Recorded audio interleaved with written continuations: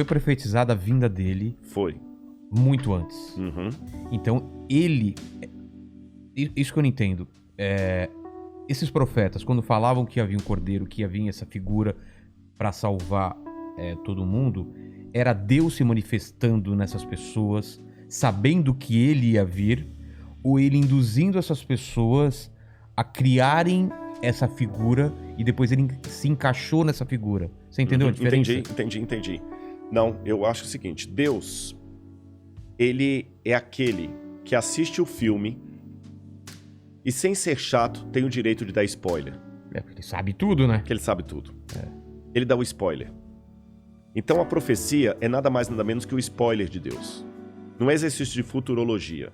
Não é como o presidente da IBM que falou que no mundo só teria espaço em 50 anos para 5 computadores. Tá. Errou feio, tá certo? Deus não. Ele apenas fala o seguinte, vai acontecer isso aqui. É como se eu para algumas pessoas. Filme. Exatamente. E por que Deus não falou para todo mundo? Por que ele fala para algumas pessoas? Vygotsky me dá a resposta. Vygotsky dizia que o ser humano, como tal, só aprende na interação com o outro. Ou seja, você pode ser um cara fera no humor. Eu não entendo de humor. Eu não sei fazer um stand-up. Se eu quiser saber detalhes de um humor, eu vou ter que aprender com o Vilela. Mas lá na plateia, vamos supor que você tem rindo do seu humor um advogado. Tá. Se você receber um processo, você vai precisar da ajuda daquele cara que sabe o que você não sabe.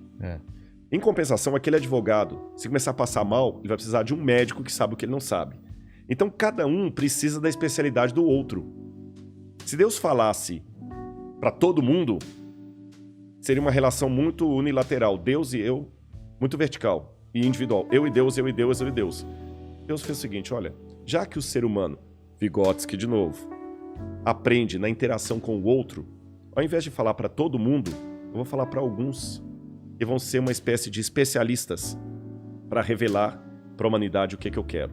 E esses especialistas não vão ser arrogantes, não vão ser os que dominam, vão ser os servos. Aí que vem Isaías, Jeremias, Lamentações, e eu digo para você, eu tenho argumentações históricas para acreditar na profecia, porque veja bem, profecia bíblica, eu não vou ter tempo aqui hoje para a gente explorar isso, quem sabe no futuro, alguma vez, mas uma coisa que eu quero deixar claro pro pessoal, pra galera que tá assistindo a gente, Vilela, profecia não é música de Roberto Carlos quando você tá na fossa, qualquer uma conta a sua história. Tá bom? Profecia é muito específico.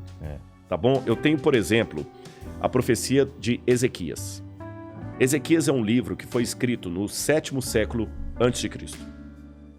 E quando Ezequias era o rei. Ezequiel, quando foi escrito, havia até um professor de Yale que dizia, não, isso aqui é um livro do período do 1º século, a invenção, não teve nada do que Ezequiel falou, nem cativeiro dos babilônios, nem nada. A arqueologia provou todo o livro de Ezequiel. Houve o cativeiro, o livro é da época que ele fala, etc, etc, etc. E quando Ezequiel vai falar as profecias dele, ele fala o seguinte, Nabucodonosor veio destruir Jerusalém. E ele falou o seguinte, o Senhor me mostrou que a cidade de Tiro, que era uma cidade portuária fenícia no atual Líbano, essa cidade desdenhou de Jerusalém. O que vai acontecer com você, Tiro? Tiro será atacada pela própria mão de Nabucodonosor. Depois ele fala, multidões subirão até você. Primeiro ele fala de um rei que é Nabucodonosor, que ia atacar Tiro. Depois ele fala, multidões virão contra você, porque Tiro se juntou com Nabucodonosor para debochar de Jerusalém. Essas multidões vão pegar as pedras de Tiro, vão jogá-las no meio do mar para testemunho. E além de jogar no meio do mar, as pedras de Tiro se transformarão no enxugadouro de redes. Depois que Ezequiel fez essa profecia, Nabucodonosor se volta contra Tiro, destrói a cidade. Depois de Nabucodonosor vem os gregos, e Alexandre entre eles. Alexandre destrói todas as pedras de Tiro, joga no meio do mar para fazer um istmo, um aterro, e com o passar do tempo, Tiro se transforma numa vila de pescadores.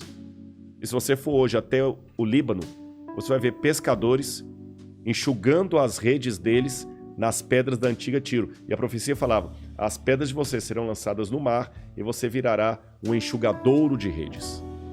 E a Babilônia vai desaparecer. e vai virar apenas um covil de abutres e tudo mais. Quando ele falou isso, Tiro era como se eu falasse assim, São Paulo vai desaparecer e Nova York vai desaparecer.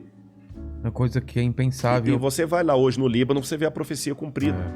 E Babilônia ficou tão desaparecida que só foi redescoberta a partir das escavações de Henry Layard e depois de Robert Coldway, em 1860 e depois em 1899. Até então, ninguém nem sabia... Que é na região do Iraque. Que na região do Iraque. Ninguém nem sabia onde ficava a Babilônia. Eu dei apenas um exemplo muito pífio, mas eu podia dar vários outros de cronologia, profecia. Até Isaac Newton. Pô, caramba, Isaac Newton era um gênio. Isaac Newton escreveu um tratado sobre as profecias de Daniel e Apocalipse. Caramba. Mostrando... como é que a cronologia profética de Daniel se cumpriu ao pé da letra. Então, repito, não é uma questão de achismo, porque quando você tá na fossa, que eu falei, qualquer música de Roberto Carlos parece que foi feita pra mim. Pô, caramba! Sertanejo. Não é aquele negócio de tipo assim, olha, Deus tá me mostrando que esse ano vai morrer alguém muito importante no Brasil. Pô, aí entra o meu lado do ceticismo. A profecia é muito certa e Deus profetizou aos profetas como Cristo viria, quando ele viria. E vou revelar mais. Não é só na Bíblia, não. Porque eu tenho documentos romanos que mostram que na época que Jesus nasceu, até os romanos já sabiam, por profecias que hoje desapareceram, que haveria naquela época de nascer uma criança de ouro. Que eles até pensavam que podia ser Augusto César.